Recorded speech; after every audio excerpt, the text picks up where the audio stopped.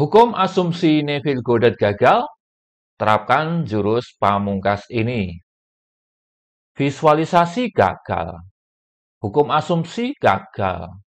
Cara menggunakan law of attraction yang bagaimanapun sudah dipraktekkan, tapi gagal juga. Ayo teman-teman, bangkit dari kesedihan. Pak Lang akan beritahukan jurus pamungkas bila law of assumption Neville Goddard dan hukum tarik-menarik yang panjenengan lakukan gagal. Ayo bangkit dari kesedihan. Ikuti video ini sampai tuntas ya. Itulah yang dikeluhkan banyak orang. Sudah praktek ini, praktek itu, sudah seminar ini, seminar itu, sudah baca buku ini dan itu, sudah nonton YouTube ini dan itu, pokoknya semua-muanya sudah dikerjakan. Tapi kok utang masih saja ada. Tapi kok jodoh gak mecungul. Tapi kok gelisah saja uripe, serba letih lesu dan berbeban berat gitu loh. Lalu bagaimana bila begini? Teman-teman, bila panjenengan menghadapi hal demikian, inilah saatnya panjenengan menggunakan jurus pamungkas ajaib yang dinamakan pasrah berserah atau surrender. Pasrah berserah bukan berarti mutung, putus harapan, bukan. Melainkan menyerahkan semua beban atau harapan panjenengan pada kekuatan yang lebih tinggi, kekuatan Tuhan, kekuatan ilahi, atau kekuatan semesta.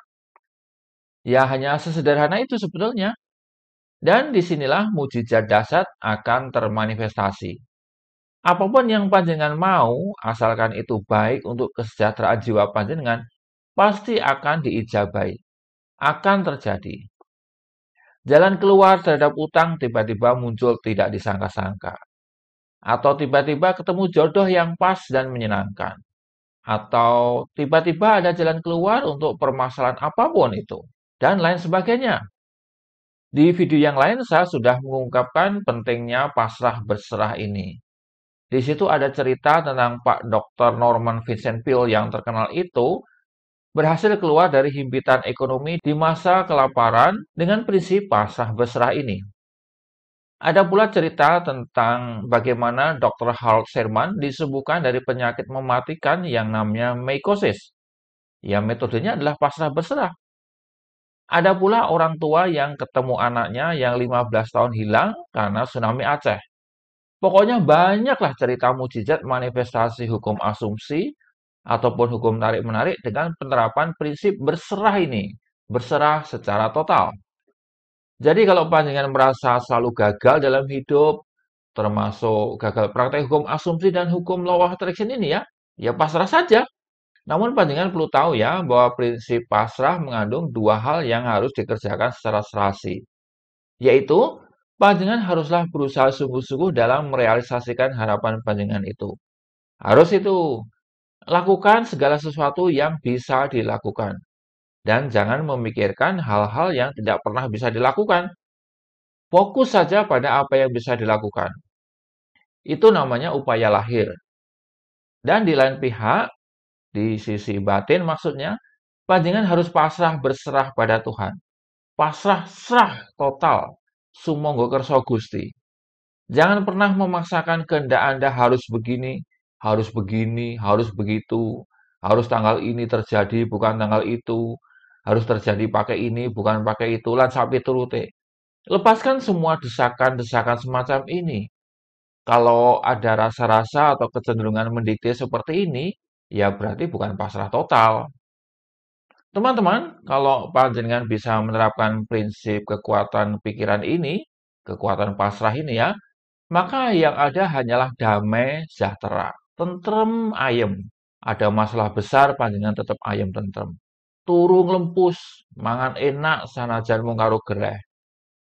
Dan sebagai sebuah hukum alam, bila titik pasrah berserah ini benar-benar berhasil dicapai, maka hal-hal lain akan datang sendiri secara menakjubkan. Mengapa demikian? Sebab berserah pasrah total berarti memberikan kesempatan Tuhan untuk mengambil alih hidup panjenengan. Tetapi jangan salah ya, ada orang berkata begini soalnya, aku mau pasrah supaya dapat uang. Itu mah bukan pasrah. Tujuan pasrah adalah kedamaian, kelegaan, dan membiarkan Tuhan bekerja. bukannya pasrah untuk mendapatkan uang, bukan ya. Nah, bila kedamaian itu bisa terjadi, maka uang justru akan datang sendiri. Ajaib bukan? Panjenengan baca aja kisah biografi tokoh-tokoh penemu misalnya seperti Albert Einstein, kemudian Thomas Alva Edison, dan lain-lain. Mereka adalah orang-orang yang berusaha sungguh-sungguh, tetapi juga berpasrah. Kalau berusaha tok, ya panjenengan bakal mate. Sebaliknya, pasrah tok, panjenengan bakal mate juga karena stres. Tetapi dengan adanya keseimbangan antara usaha dan pasrah total, yang terjadi adalah surga dunia. Ada kemajuan, tetapi juga ada kelegaan. Teman-teman semua, panjenengan nggak perlu ragu dengan nasihat saya ini. Kalau nggak percaya, praktekkan saja. Asal praktek dengan benar, hari ini juga bahkan, hari ini juga, panjenengan bisa merasakan mujizat barokah Gusti Allah melalui manajemen kekuatan pikiran ini. Jadi hukum asumsi Neville Goddard atau hukum Law of Attraction, ya sesimpel itulah. Nggak perlu investasi sampai puluhan juta, melu seminar ini, seminar itu, di hotel-hotel mewah, tapi dapatnya hanya handout PowerPoint yang kemudian jadi sampah. Ya kan? Bisa nggak panjenengan pasrah berserah? Ya bisa lah, gampang sekali kok ya. Jangan tanya caranya piye, caranya ya pasrah aja. Oke teman-teman terkasih di dalam Tuhan, inilah akhir video singkat Pak Lang. Semoga panjenengan tercerahkan ya. Salam seger waras.